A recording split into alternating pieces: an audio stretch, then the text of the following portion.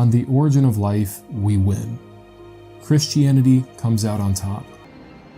Yeah. Illusions of grandeur.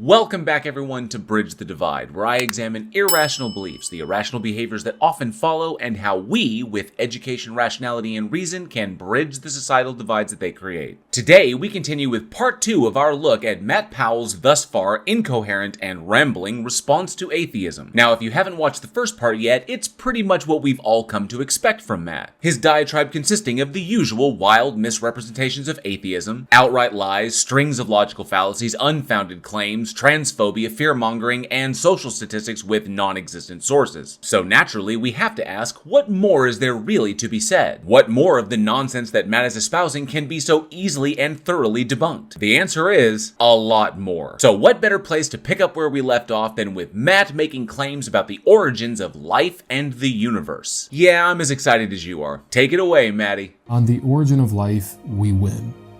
Christianity comes out on top. Do you want me to tell him?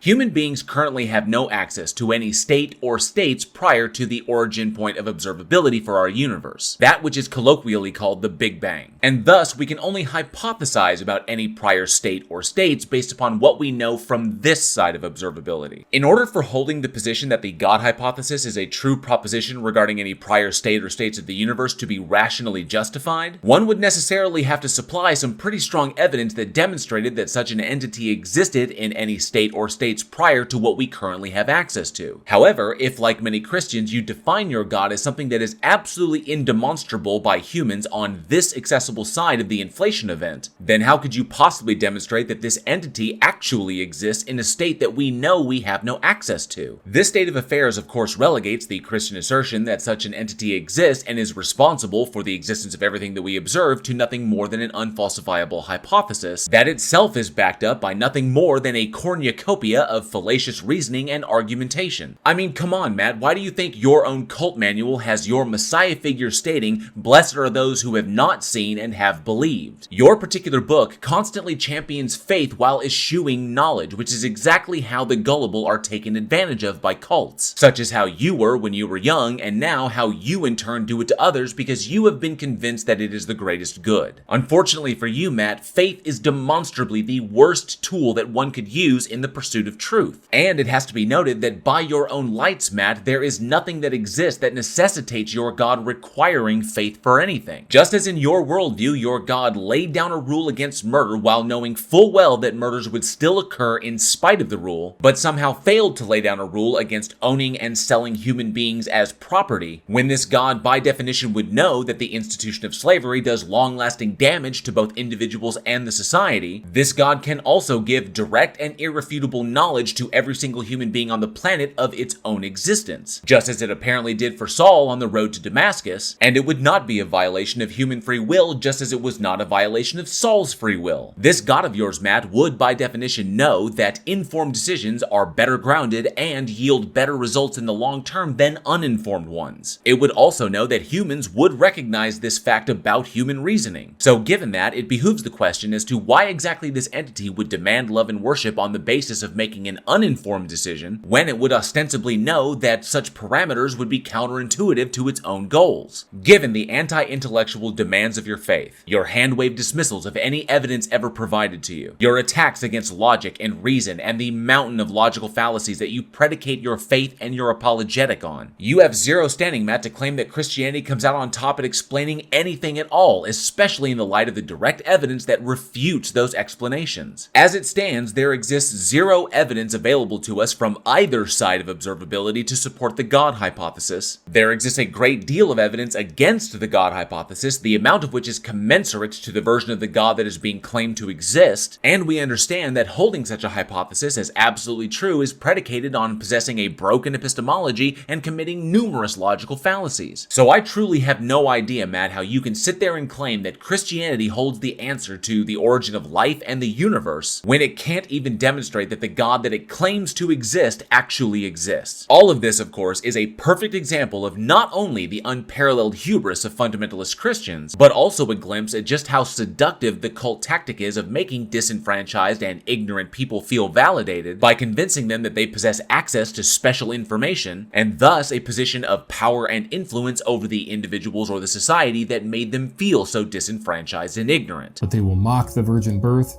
say, oh, how could a virgin conceive? Hey, we're not the ones appealing to magic, Matt. That would be you who's doing that. Now, while it has been documented in extremely rare cases that an ovum can spontaneously begin to develop with no embryonic diversity, an event hypothesized to be caused by the secondary oocyte and the first polar body fusing while still enclosed in the zone of pellucida, thus restoring the diploid number of chromosomes, those that would normally be provided by the entering sperm cell, and inadvertently initiating cellular division. But this extremely rare event ultimately leads to either the immediate degradation of the zygote, which the female is often completely unaware of, or the development into what is known as an idiopathic ovarian teratoma, which is essentially a tumorous mass that generally requires surgery to remove. Since de facto parthenogenesis is not an ability included when rolling up a human character class sheet, or any other mammalian species for that matter, there is no justifiable reason to believe such an event ever occurred, especially when you cannot eliminate the logical possibilities that Mary lied or that the entire story is a complete fabrication. And that conclusion is further supported by what would be biologically entailed if such an event were to take place. If the God is defined as not being a physical entity with its own unique genetics, then exactly what DNA and centriole were supplied to Mary's ovum in order to make it diploid and initiate cellular division? And if the God did in fact have a way to violate the basics of human reproduction and arbitrarily induced parthenogenesis in a 14-year-old girl, then taken to its biological conclusion, Christ would necessarily be a haploid organism, meaning that half of the chromosomes necessary to develop a complete human being would be missing. Nice to meet yous. It's so happy to see yous. But if those chromosomes were in fact present, then where did they come from? Thin air? It's the multitude of entailed problems like these that force Christians to appeal to what we atheists snarkily refer to as God magic in their attempts to justify their outlandish beliefs. Atheists believe that rocks conceived life. You can look it up. You can type in online.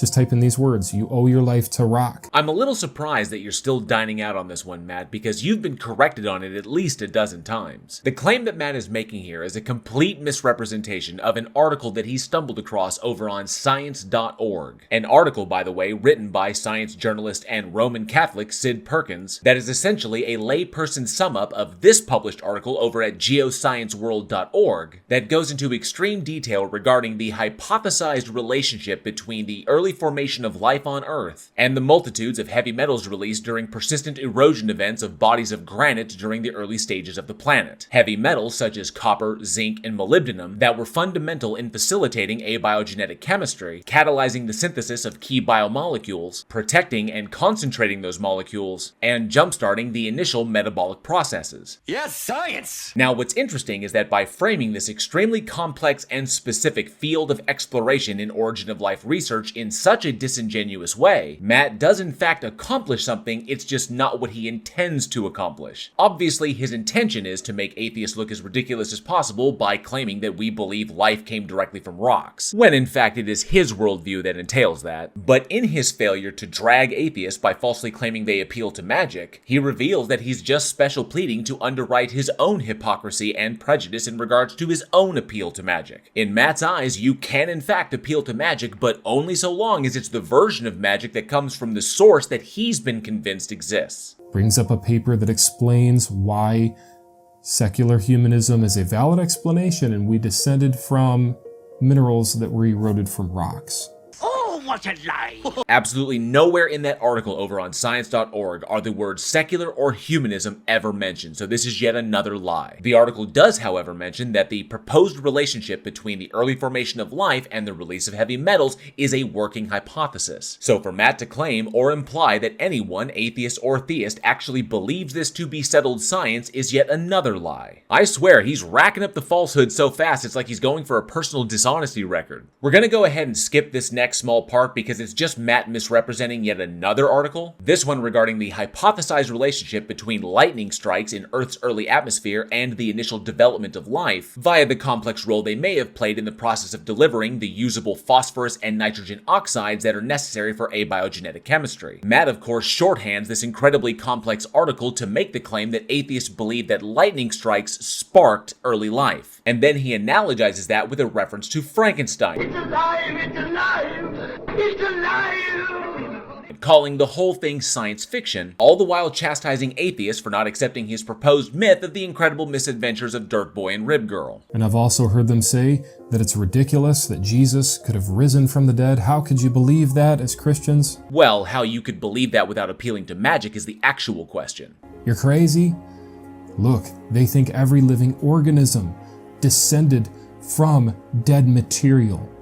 I can't believe you can lie like that. Abiogenesis is not describing the emergence of life from dead material. Matt wording the claim like that is really just a back-asswards way of referencing Rudolf Virchow's 1858 theory of biogenesis. Now imagine if Virchow had access to what we know now. Abiogenesis describes the hypothesized emergence of life from complex organic chemical interactions. Interactions that we know for a fact have occurred elsewhere in the universe, as evidenced by our discovery of amino acids in meteorites, and the discovery of tryptophan, an amino acid essential for the formation of proteins and the development of organic life, in the Perseus molecular cloud. But even though all of the evidence points towards abiogenesis and none of it points towards God magic, the only justifiable position to take here, even though abiogenesis appears likely to be the case, is that ultimately we don't currently know, and that's why we are still working on the problem. Who?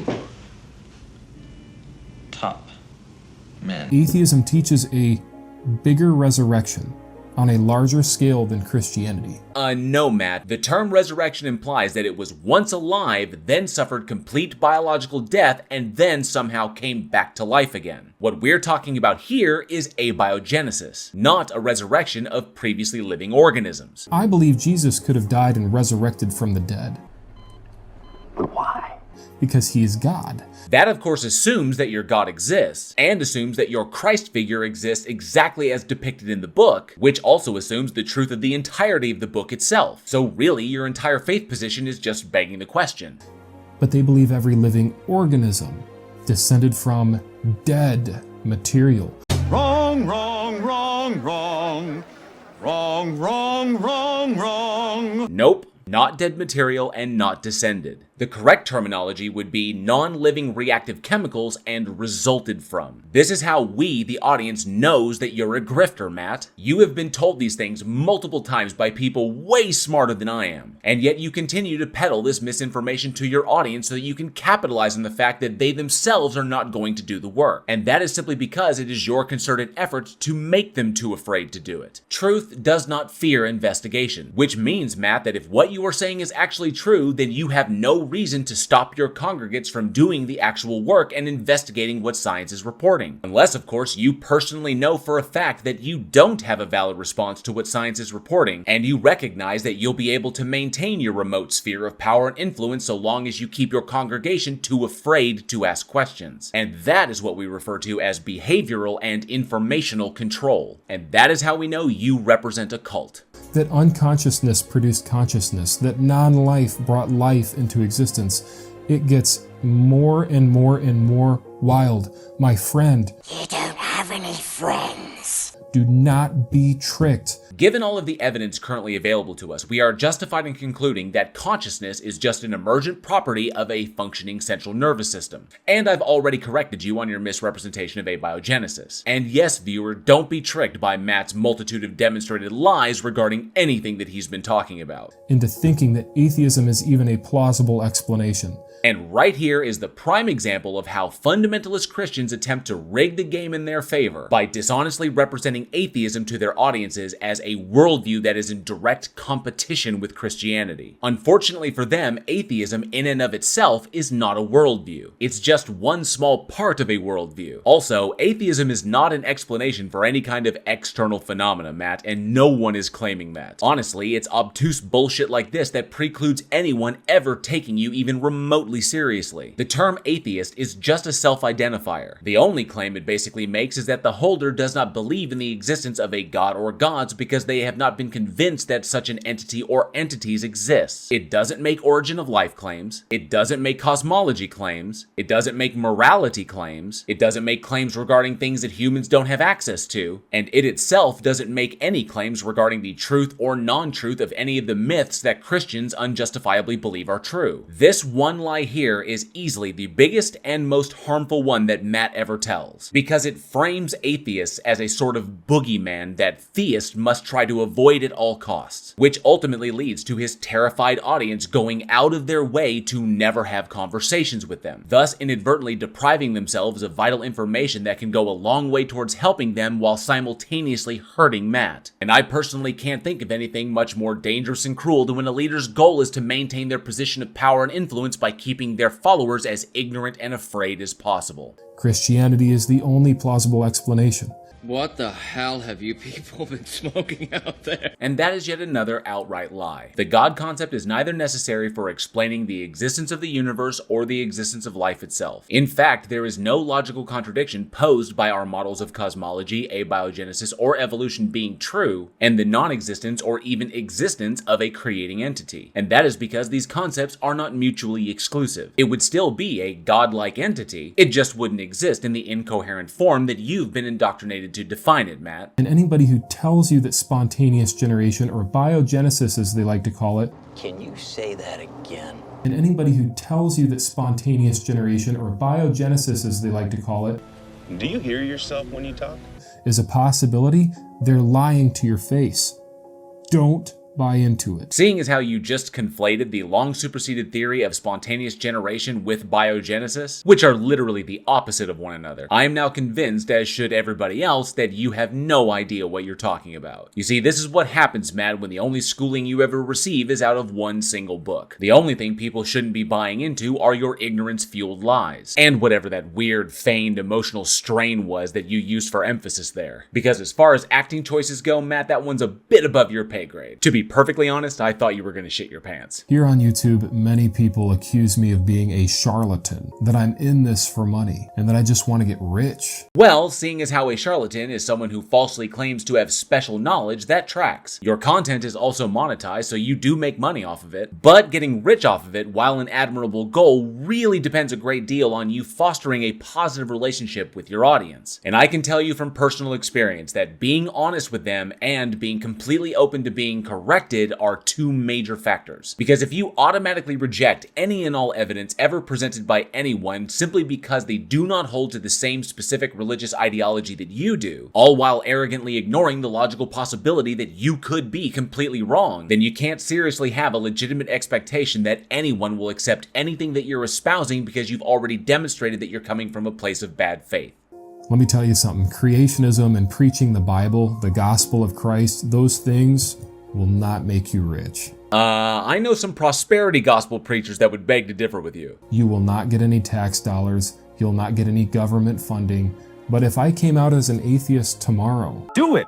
No one will believe you. I could make millions of dollars by telling people to believe in magic, that the world poofed into existence from nothing, and I could make a lot of money because I'd be tickling a lot of people's ears, making a lot of people feel good, because here I am, a former Christian that turned atheist, and I became a free thinker and just started deceiving people for money. I can see Matt watches Matt Dillahunty's content, seeing as how this claim that Matt Powell just made is literally the inverse of a statement that Matt Dillahunty made when he said that if money was all that he was really interested in, then he could easily go back to preaching the gospel and make millions grifting off of people's ignorance and fear. And seeing as how this is just one more example out of hundreds of Matt just regurgitating the words coming out of someone else's mouth, I'm really starting to wonder if this man-child has ever actually had an original thought. Now, as far as I can tell, there is no secret formula for being an atheist and making millions of dollars talking about it. All I found out is that just to make a comfortable wage by doing it requires years of dedicated and persistent hard work, fostering positive relationships with your audience and with other content creators, the humility to acknowledge that you don't in fact know everything, and the willingness to be corrected by those that know more than you do, the ability to admit to your mistakes when you make them, and the wherewithal to constantly strive to improve from them, and an unwavering dedication to improving people's people's lives through education, rationality, and reason. And I mean, come on, who the hell wants to go through all of that just to get rich when there are so many easier ways? I'm not going to do that. Thank you, Matt. We truly appreciate you right where you are, doing everything that you're doing to make our jobs that much easier. Now from here, we're going to skip ahead again because literally the next minute and a half is just Matt woe is me lamenting his difficult financial status as a result of his being a single income household. But seeing as how that's a deliberate choice that he and his wife made, that's on them. Honestly, suck it up, Buttercup. You made your bed, now you get to lie in it. And then Matt goes on to oh so emotionally express how so utterly devoted he is to continuing the fight against all the things he mentioned previously, or what he refers to as the forces of evil, even if it were to cost him and his family everything.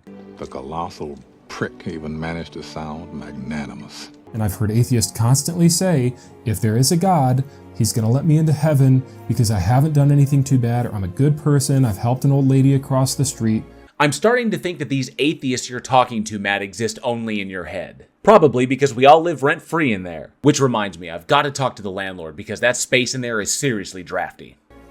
That's what every single false religion says. Please provide the evidence that demonstrates that your religion is the correct one out of all the religions that have ever existed. Don't worry, Matt, we'll wait. Just try not to take too long because, you know, the sun is going to swallow the earth any day now. And we're going to make one last jump in the video because we really don't need to hear Matt appeal to a book that he can't demonstrate to be true. Though he does make the hilarious claim that he's really all about reason. I'm all about reason. So I'd like to know, Matt, if that were actually the case, then why do you have to lie so goddamn much in your content? And I just want to say that I've been in the debate ring with certain of these folks. And it's always a source of endless entertainment to watch you squirm against questions that you cannot answer, get caught in your constant misrepresentations of scientific fields, and then your deceptive editing of those debates for use in your content so you can make it look to your audience like you've won. And these discussions, you can view them on the channel if you'd like, but they always come up short to explain almost everything. Well, they do on your channel, Matt, because you're constantly editing the content to make it look like they can't answer your questions. I know this because I personally have shown how you do this in a previous video of mine. Word to the wise child, if you're gonna edit a debate in order to misrepresent your opponents to make it look like you've won, make sure your opponents don't also have copies of those debates on their channels for referencing. Also, even if an atheist couldn't answer a specific question that you asked, that is in no way evidence that what you're asserting as the answer is true. They're very lost and they need the Lord. No, if they're feeling that way, then what they need is a strong support group and a community they can feel a part of. Imaginary figures and logical fallacies are not going to solve any societal problems anytime soon. And they need to humble themselves and realize that they don't know it all. I don't know it all either. I'm still learning every single day. Given that I've been monitoring your content for a few years now, and you're still making the same claims now as you did then, that claim you just made would be a dubious one at best. But I know that we all need to grow based on a strong foundation, and that strong foundation is education, rationality, and reason. The best foundation that anyone can start with. And with that, we come to the end of this look at Matt Powell's response to atheism. Unfortunately, there's not much more to be said further on the misadventures of Stuart in Imagination Land. The only thing I think we as a community can aim for is to bridge the divide by making damn sure those that follow Matt are made fully aware of how he is deliberately misleading them, and that their time and energy would be better spent in engaging in critical inquiry, educating themselves on these various scientific topics so that they can immediately recognize when people are trying to misrepresent them, and following the hundreds if not thousands of pastors out there in the nation who will not eschew the demonstrable truth in favor of keeping them ignorant, afraid, and above all else, compliant. My content and the content of so many other hardworking non-believers may not result in you leaving your faith, and that is okay. The community that you choose to be a part of is your choice to make. But if nothing else, our work will result in you being able to better protect yourself from those that would seek to take emotional and financial advantage of you and your families. Because ultimately, when all things are said and done, there is little else that matters when compared to you and your family's health, safety, and happiness. Thank you all for watching. I hope you enjoyed the video, and if you did, please like, share, and subscribe, and hit that bell for notifications. And be sure to leave a comment below. I love reading your responses, and those reactions help with the dreaded algorithm. Don't forget, March is Developmental Disability Awareness Month. A link on how you can support these important efforts is down in the description. And if you love scary movies, be sure to check out me and my filmmaker friends over at the Week in Horror podcast, now in our 5th season. Everything you need to become a channel member here, get yourself some official Bridge the Divide gear, your own official Darth, Dawkins Squeak toy for your fur babies, or support the podcast is down in the description. Once again, thank you all so much for your continued support, and as always, be safe, be excellent to each other, and together, we can bridge the divide.